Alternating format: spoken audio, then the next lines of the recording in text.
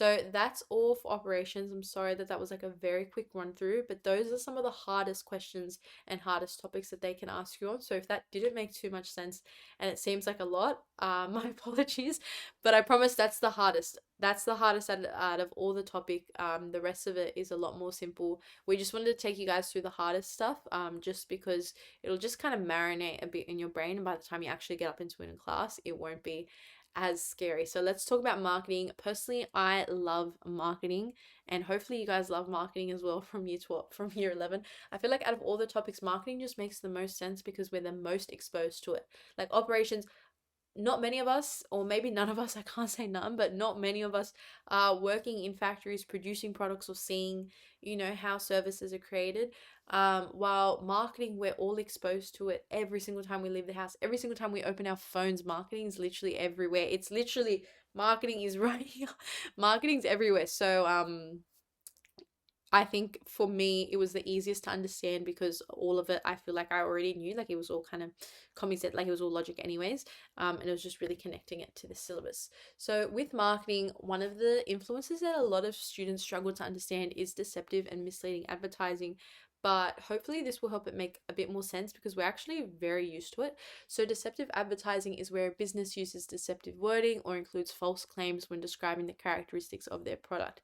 So examples include when they put stuff in the fine print, but in the big font they've got like something completely opposite. The country or origin, a lot of businesses will say, "Oh, made in Australia," because a lot of Australians want to support Australian businesses rather than businesses who are sourcing labor from overseas countries and not paying fair wages whatsoever.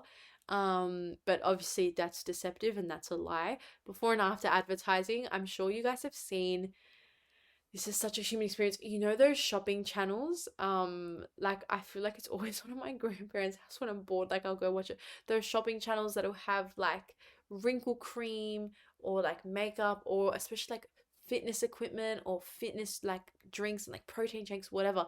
That like they'll show the before and after and it'll be like so incredibly different. We've got an example here, but this is a form of deceptive advertising, like less wrinkles in only minutes.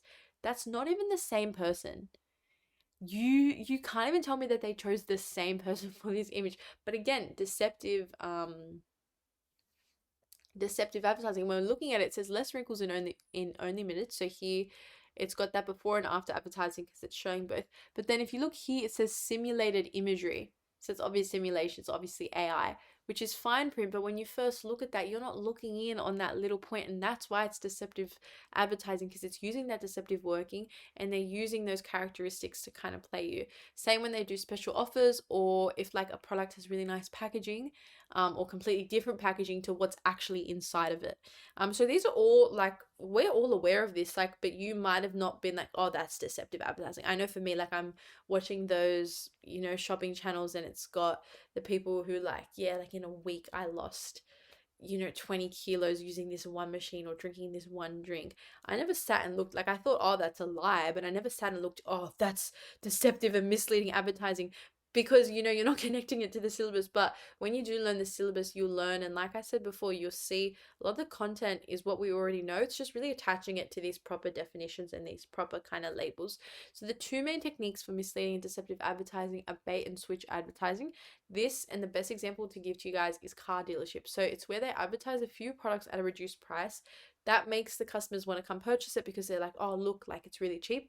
But then when that cheaper product runs out, they redirect the customers to higher price products. So that was kind of hard for me to understand when I first learned it. So what made sense for me in the example, that still really helps me understand it, is car dealerships. So what car dealerships will do, they'll be like, look, we've got maybe these Mercedes 2010 models, all at 30K. Um, and people are like, oh my gosh, like 30K, that's so cheap for a Merc. Like I'm gonna go to this car dealership and purchase it. But really, they only had maybe 4 or 5 Mercs at that price. And so once those Mercs are sold, the customers that have gone there are going there for their Mercs. The workers gonna be like, oh, sorry, we've sold out, but we do have this one. Here we've got this 40K car, or here we've got this 50K Merc instead. And they're actually drawing you and they bait you with that cheap price, but then they're like, oh, sorry, we're out, buy this more expensive one, and they're doing that switch. So that's why it's called the bait and switch, because they bait and they carry you in. By the time you're at the store, It's like, sorry, but we've got this instead. And a lot of companies do this. But there's also dishonest advertising, which is when businesses are using words and they make claims that are deceptive about their products that they don't actually possess. It happens a lot in the beauty industry, a lot with makeup, a lot with skincare. I'm sure you guys have seen online. But quite a lot of advertising is dishonest, and it is harder and harder nowadays to realize, especially with Photoshop, and like AI bots now too, to know like what's real and what's fake. So one example of a false and misleading form of advertising, which I think really like helped me put it into perspective, and it's also a really good case study if you guys want to memorize this one. It's actually about Nurofen. So Nurofen, you guys know it's the medicine, but they actually came out with this Nurofen specific pain, which was a brand new product, and apparently it was formulated for a specific type of pain. So it specifically targets one pain rather than normal Nurofen, which is just general pain relief.